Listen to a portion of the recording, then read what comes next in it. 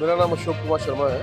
Society से उम्र आप मेरी हैं? 65 ईयर्स है and I am a chartered accountant of 83 batch. तो मेरा कंसर्न यही था एक मेन कि ये हमारा जो एओए होता है, ये यूपी अपार्टमेंट एक्ट गवर्न करता है इसको। ठीक है, यूपी अपार्टमेंट एक्ट के बाई लॉज होते हैं, उसको सोसाइटी के जो भी ऑफिस बेरर्स होते हैं वो कुछ 2/3 मेजोरिटी से या मेजोरिटी से पास करके थोड़ा अमेंडमेंट भी कर सकते हैं। लेकिन बाई लॉज को अगर कंप्लाई नहीं करता है एओए के ऑफिस बेयरर्स, तो उनको इलेक्शन लड़ने के लिए बैन भी किया जा सकता है। तो इन्होंने कभी भी, मैंने बाई लॉज पढ़े, इन्होंने कभी भी बाई लॉज पे कंप्लाई नहीं किया। मैं आपको दो चार इंस्टेंस बताता हूँ। पहला कंप्लायंस ये है कि इनको हर मेंबर को बाई लॉज देना चाहिए। इन्होंने आज तक कभी किसी भी मेंबर को बाई लॉ नहीं दिया। दूसरा है कि इनको हर मेंबर को शेयर सर्टिफिकेट इशू करना चाहिए। इन्होंने कभी भी शेयर सर्टिफिकेट इशू नहीं किया। शेयर सर्टिफिकेट इशू करने से क्या होता है कि जो को एप्लीकेंट वाले केसेस होते हैं उसमें सेकंड एप्लीकेंट भी फर्स्ट एप्लीकेंट बन के वोट डाल सकता है। मेरा अपना केस है, मैं सेकंड एप्लीकेंट था, मुझे अपने बेटे से गिफ्ट कराना पड़ा और उसमें मेरा कम से कम 20 लाख रुपया लग गया कि 20 लाख मुझे लोन रिपे करना पड़ा पहले बैंक का, एंड गिफ्ट गिफ्ट डीड के पैसे जमा करने पड़े। It it become very expensive, but I was adamant कि मुझे इलेक्शन तो लड़ना ही है। और मेरे को 5 तारीख को मैंने इनको फीस जमा की मेंबरशिप, और 17 तारीख को उन्होंने मुझे रसीद दी, 12 दिन के बाद रसीद दी। ही डिड नॉट वांट कि मैं इलेक्शन लड़ पाऊँ। ठीक है। फिर एक बाई लॉ ये है कि जो हमारे अकाउंट्स होते हैं वो हमेशा ऑफिस में ओपन होने चाहिए, कोई भी मेंबर आके इंस्पेक्ट कर ले। Right, being a chartered accountant I know this. ऐसे ही रजिस्ट्रार ऑफ कंपनीज में जैसे होता है, ऐसे ही डिप्टी रजिस्ट्रार के यहाँ भी इनको हर साल फाइनेंशियल स्टेटमेंट सबमिट करनी होती है, जो कि इन्होंने 22 मार्च के बाद कभी भी सबमिट नहीं की। और जब इनसे मांगी गई इन्होंने कभी दी नहीं, एंड सडनली कल इलेक्शन है, कल इन्होंने बैलेंस शीट डाल दी। मतलब they want to divert the issue, क्योंकि अब परसों संडे को इलेक्शन है, फ्राइडे को बैलेंस शीट दे रहे हैं, तो क्या टाइम है किसी के पास बैलेंस शीट देखने का अभी, और क्या असली है नकली है कुछ नहीं पता। And so many things I tell you कि जैसे एक प्रोपोर्शनेट वोटिंग होती है, इन्होंने कभी नहीं की। एंड प्रॉक्सी वोटिंग इन्होंने अपनी मर्जी से किया, हाँ छोटा कर। ठीक है। सर, किस तरह का मतलब आपको मौका मिलता है तो आप किस तरह का परिवर्तन करना देखिए, मैं 4 चीजें बोलता हूँ। एक तो एक्सेसिबिलिटी, जी। डॉक्यूमेंट्स पे अकाउंट्स में सबकी पहुंच होनी चाहिए मेंबर्स की, वो पूछे हम बता पाए। ये करने से पहले पूछते नहीं है और करने के बाद एक्सप्लेन नहीं करते हैं। और हम चाहते हैं कोई भी बड़ा काम हम पब्लिक से पूछ के करें। हमने जनाधिकार नाम ही इसलिए रखा कि जनता को अधिकार देंगे हम, एक अधिकार नहीं रहेगा। ठीक है। और ट्रांसपेरेंसी होना चाहिए, मित व्ययता होनी चाहिए कि अनाप शनाप खर्चे नहीं होने चाहिए। जो पूजा 2000 में हो सकती है उसको आप 20 लाख में करें, 50 लाख में करें, वो ऐसा नहीं होना चाहिए। पूजा हम भी करते हैं, but it should be with in your pocket. बिल्कुल वो सब चीजें हैं। और पारदर्शिता होनी चाहिए एंड भागीदारी होनी चाहिए। बिल्कुल वो सर। जो टावर्स है उनके रिप्रेजेंटेटिव, उनकी भागीदारी हम सबसे पूछ के काम करें। और सबसे बड़ी बात है कि ईमानदारी होनी चाहिए। है आपका, और अगर आप चुने जाते हैं तो किन लक्ष्यों को आपने तय किया है कि जिस पे काम करना है? जी जी जी, मेरा नाम गौरव वर्मानी है और लगभग सन 2021 से मैं यहीं पे हूँ, रिवर हाइट सोसाइटी का सदस्य रहा हूँ। ठीक है ना। सबसे बड़ी बात दिक्कत यहाँ रही है, हमारी पुरानी एओए जो संभाल रही थी, 7 सालों से काम कर रही थी, तो इसमें पारदर्शिता की बहुत कमी रही है। पारदर्शिता की कमी रही है। इसमें क्या है कि हमारी बैलेंस शीट, मैंने कई बार एओए ऑफिस जाके मांगी कि बैलेंस शीट दी जाए। इन्होंने कभी बैलेंस शीट के लिए इन्होंने बोल दिया कि जो जीबीएम होती है हम उसी में प्रोवाइड करते हैं, जबकि एक ये अधिकार है निवासी का कि उनके पास अपने आप ही बैलेंस शीट पहुंच जानी चाहिए एओए के द्वारा, लेकिन कभी ऐसा हुआ नहीं है, कभी भी नहीं हुआ। और उसके बावजूद हम जब मांगने गए हैं तब हमें सीधा धत्कार दिया गया कि जीबीएम मिलती है वैसे नहीं मिलेगी। और कई बार तो मुझे पीड़ा भी हुई है इन चीज़ों में, क्योंकि मुझे कई बार गाली गलौज का भी सामना करना पड़ा है। तो बेसिकली ये चीज़ें देख के मुझे लगा कि कहीं ना कहीं हम लोगों को जागरूक होकर, हम जो नॉर्मल रेजिडेंट्स हैं, हम लोगों को जागरूक होकर सामने आना चाहिए, क्योंकि बुराई का खात्मा तभी हो सकता है जब आम इंसान भी सामने आ सकता है। ठीक है ना। तो हम लोग आए यहाँ पे और चुनाव में हम खड़े हुए हैं, और हमारा एक ही उद्देश्य है कि सभी निवासी को हम पारदर्शिता के तौर पे हम सारी चीज़ें प्रोवाइड करवा सकें। तो बस यही उद्देश्य है। और मुझे प्रशासन पे पूरा विश्वास है। प्रशासन हमारे साथ बहुत अच्छे से इस चुनाव को करवाने में सफल रहेगा हमारे साथ। और पुलिस फोर्स जो रहेगी हमारे साथ, जो कि पूनम मिश्रा जी एसीपी जी के द्वारा हमें ये पुलिस फोर्स मिलेगी, तो हमें उन पे पूरा विश्वास है कि कल के दिन चुनाव अच्छे से हमारा की तरफ से सफल हो प्रत्याशी हूँ। सके। काफ़ी असल में पहले क्या होता था, प्रत्याशी चुन लिए जाते थे।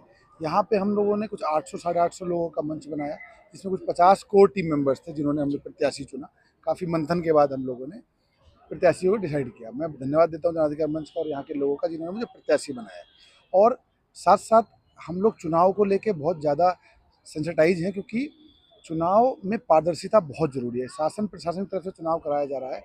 हमारे जो चुनाव अधिकारी हैं श्री अरविंद यादव जी, उनकी तरफ से कई चीज़ें ऐसी हुई जिसमें हमें थोड़ा शक हुआ कि वो एक तरफा कार्रवाई कर रहे हैं। इसके खिलाफ हमने डीएम एडीएम सबको अवगत कराया हुआ है और हमारी अरविंद यादव जी से आपके माध्यम से अपील है कि वो किसी के बहकावे में, किसी भी दबाव में ना आते हुए जनता की सुने। यहाँ 4,500 से 5,000 लोग रहते हैं, 1,500 परिवारों का मामला है। ठीक है, आप एक अधिकारी नियुक्त किए गए हैं तो आप पारदर्शी चुनाव कराएं और जो भी जीतता है उसको यहाँ का प्रशासन संभालने में मदद करें। मेरा नाम जितेंद्र गौतम है।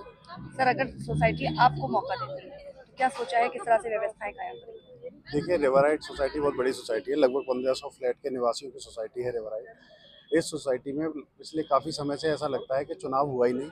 इस बार पहली बार चुनाव हो रहा है जो कि प्रॉपर तरीके से 2 टीम लड़ रही हैं। तो हम लोग, जनता हमारे साथ है, हम लोग चाहते हैं कि बदलाव हो, जो भी काम हो वो पारदर्शी तरीके से हो, जो अभी तक नहीं होता है।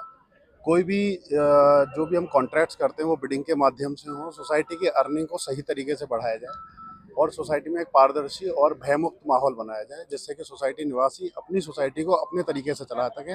जनतंत्र का माहौल सोसाइटी के अंदर होना चाहिए। जनता द्वारा जनता के लिए चुनी गई जनता की सरकार होनी चाहिए। तो रिवरराइट सोसाइटी से हमारे यहाँ आरडब्ल्यू का इलेक्शन है और हमारी सरकार से ये मिलती है, एक तरह से अनुरोध है कि यहाँ पे निष्पक्ष और पारदर्शिता के साथ इलेक्शन कराया जाए, क्योंकि 8 साल से हमारे यहाँ एक ही इंसान रिपीटली अलग अलग पोस्ट पे रह के वो कर रहा है, जिससे हम लोगों के यहाँ पहली बार सरकार इलेक्शन करा रही है। अदरवाइज तो 2 या 3 मेंबर्स चेंज किए जाते थे, पहली बार पूरा इलेक्शन हो रहा है।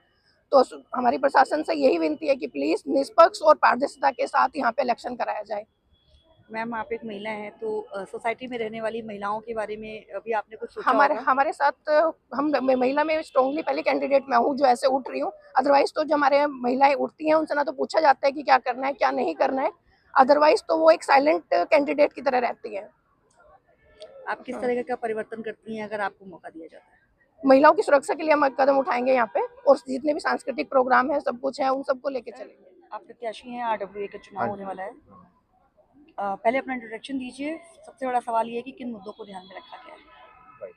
मेरा नाम शेखर आनंद है और मैं रिवरराइट सोसाइटी में 2020 से हूँ और जब से हूँ यहाँ पे तब से मैंने एक ही पार्टी की सत्ता देखी है और उस पार्टी में मैंने जो महसूस किया है कि यहाँ पे चीज़ें बहुत ही बायस तरीके से हो रही हैं और यहाँ पे लोगों में भय व्याप्त है, कोई भी अपनी बात कहने के लिए सामने नहीं आ रहा है और जो वित्तीय अनियमितताएं हैं वो बहुत ज़्यादा हैं यहाँ पे।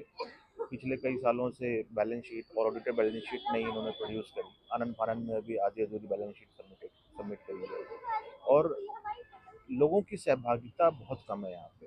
तो अपना जो मेन उद्देश्य है पारदर्शी तरीके से लोगों की सहभागिता सुनिश्चित की जाए और साथ में हम लोग का जो विज़न है इस सोसाइटी को एक मॉडल सोसाइटी बनाने का है। मैं खुद भी हेल्थ केयर इंडस्ट्री से हूँ, हमारे और जो साथीगण हैं वो अपने डिफरेंट फील्ड से हैं और सबका जो एक्सपीरियंस है वो मिल के एक मॉडल सोसाइटी बनाने में हेल्प करेगा। और कल इलेक्शन है, 9 बजे से इलेक्शन शुरू हो जाएगा। हम लोग को ये आशंका थी कि चुनाव शायद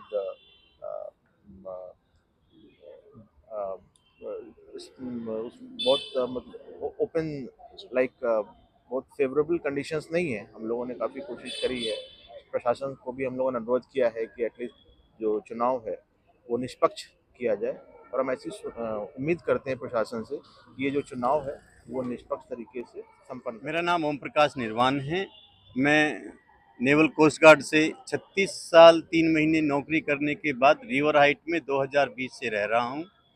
मैंने यहाँ पे इस सोसाइटी में कोरोना काल भी देखा है और अभी भी देख रहा हूँ। जो यहाँ का माहौल है, सोसाइटी में एक भय का माहौल है और काफ़ी दिन से मुझे तो यहाँ कोई लोग जानते नहीं थे, क्योंकि मेरा यहाँ से मैं रिटायर हुआ हूँ मार्च 31 23 को। यहाँ आने के बाद जो 2-4 बुज़ुर्गों से, महिलाओं से, बच्चों से, भाइयों से जो बातें की और जब व्हाट्सएप ग्रुप में देखा तो ये पता चला कि हमारी सोसाइटी में बहुत सारी अनियमितताएं हैं। हम फौज में रहे हैं, वहाँ पे एक एक पैसे का हिसाब देखा जाता है जो कि यहाँ बिल्कुल भी नहीं नज़र आता। मैं कई बार रजिस्ट्रार ऑफिस में गया हूँ, वहाँ बैलेंस शीट की हमने डिमांड की है लेकिन बैलेंस शीट हमको नहीं मिली। बैलेंस शीट जो दी गई है वो 2022 31 मार्च की दी गई है, जिसमें लगभग 1 करोड़ का घाटा है। तो हमें अंदर से ये लगा, पहले देश की सेवा की, कि अब यहाँ आने के बाद सिविल सोसाइटी को जैसे अपनाया तो हमें यहाँ बहुत ही अच्छा महसूस नहीं हुआ। मोदी और योगी की सरकार में यदि ऐसे भ्रष्ट आदमी रहेंगे तो जीना बहुत मुश्किल है। ये बात आगे हमारे प्रशासन तक जानी चाहिए। हमने बहुत कोशिश की है कि हमारे डिप्टी रजिस्ट्रार और जो चुनाव अधिकारी है वहाँ मैंने कई बार लेटर लिखे हैं। मैं एसीपी मैडम के साथ पर्सनली मिला हूँ और वहाँ पे मैंने ये प्रार्थना की है कि हमारा भयमुक्त प्रशासन मिले, हमें सुरक्षा मिले, और जिस दिन चुनाव हो मैंने उनसे हाथ जोड़ के विनती की है कि हमें पुलिस फोर्स का इंतजाम किया जाए और इलेक्शन ठीक ठाक हो। सर आज जब के चुनाव होने हैं, जी पहले आप अपना इंट्रोडक्शन दीजिए। जी, मेरा नाम अनुकेश शर्मा है। मैं जन अधिकार मंच का one of the founder member हूँ और हम लोगों ने 4 महीने पहले इस ग्रुप को शुरू किया था। बेसिकली 7 साल से, पुराने 7 साल से यहाँ पर एक AO का इस तरीके से ऑफिस पर कब्जा ही मानिए, और इस बार एक पूर्ण 10 सीटों के लिए चुनाव हो रहे हैं। तो हम लोगों ने, क्योंकि काफ़ी सारी चीज़ें थी जो हमें सही नहीं लगी, वित्तीय अनियमितताएं लगी और काफ़ी पारदर्शी सिस्टम नहीं लगा काम करने का, और बहुत सी और भी चीज़ें थी जिसमें हमें लगा कि भाई सेटिस्फैक्ट्री जवाब नहीं मिलते हैं। तो उसके लिए हम लोगों ने ग्रुप बनाया और उसको हम लोगों ने लेकर के इसमें जन अधिकार मंच को खड़ा किया। अब हम लोग चाहते हैं कि बेसिकली चुनाव हो, निष्पक्ष चुनाव हो, जिसमें हमें ऐसा लग रहा है कि सत्तापक्ष की तरफ से जो है कुछ गड़बड़ी की आशंका है। हम लोगों ने चुनाव अधिकारी से जाकर इस बारे में संपर्क किया था, लेकिन कोई बहुत ही पक्षपातपूर्ण रवैया लगा उनका भी हमारे साथ में। कोई भी चीज़ हमारी सुनी नहीं गई, और अभी हमें पूरी आशंका है कि चुनाव में गड़बड़ी हो सकती है, लेकिन हम अपनी तरफ से पूरी कोशिश कर रहे हैं कि हम चुनाव को निष्पक्ष कराएं और एक सही लोकतांत्रिक प्रक्रिया के थ्रू एक सही परिणाम तक पहुंचाएं। ये हमारी आशा है, और हम प्रशासन से अनुरोध करेंगे कि वो हमारी हेल्प करें इसके अंदर। और जितने भी लोग हैं, लोग आशावादी नजरों से उनकी तरफ देख रहे हैं कि ऐसा चुनाव होना चाहिए जिसकी वजह से एक लोगों को पता चले कि इस तरीके से चुनाव होने चाहिए। तो उस चीज़ के लिए हम प्रशासन से प्रार्थना करेंगे, और बाकी देखते हैं क्या होता है। क्या टाइमिंग रखी गई है सर? मॉर्निंग में 9 बजे से शाम के 3 बजे तक चुनाव कर सकते हैं कल इसमें, और 6 घंटे का चुनाव है। करीब करीब हम ये उम्मीद कर रहे हैं, टोटल हमारे पास में 1000 के आसपास वोट्स हैं, 1500 के आसपास फ्लैट्स हैं सोसाइटी में, और करीब करीब 750-800 वोटर्स के वोट डालने की संभावना है। Thank you sir. आपका नाम? हरे कृष्णा, मेरा नाम आलोक शर्मा है। मैं इस सोसाइटी में पिछले 5 वर्षों से रह रहा हूँ, और अभी कल ही की बात लगती है जब हमारी कालातीत AOA ने एक तानाशाही फरमान जारी कर दिया कि हर एक फ्लैट से 1 लाख रुपए से ज़्यादा लिए जाएंगे और मेंटेनेंस में 85 पैसे की अनैतिक बढ़ोतरी की जाएगी। उसी सिलसिले में थोड़े बहुत हमारे जितने भी योग्य और जानकार निवासी थे वो आगे आए, उन्होंने विरोध किया और एक जनाधिकार मंच का निर्माण किया। हम जनाधिकार मंच के थ्रू यह संदेश देना चाहते हैं कि कोई भी AOA तानाशाही तरीके से नहीं चलानी चाहिए, कोई किसी तरह की गुंडागर्दी नहीं होनी चाहिए। पारदर्शिता वित्तीय मामलों में बहुत ज़रूरी होती है। आप जनता का पैसा यूज़ कर रहे हैं तो आपको कोई हक नहीं बनता कि आप आंख बंद करके किसी भी चीज़ में उसे खर्च कर पाएँ। मेरे निवासियों से निवेदन है कि आप जनाधिकार मंच को सपोर्ट करें और जितना हो सके तहे दिल से हमारा साथ दें, क्योंकि हम खुद ही ये सब चीज़ें मैनेज कर रहे हैं। हमारे पीछे कोई किसी बड़े नेता का हाथ नहीं है, तो हम चाहते हैं सभी हमारा साथ दें। धन्यवाद।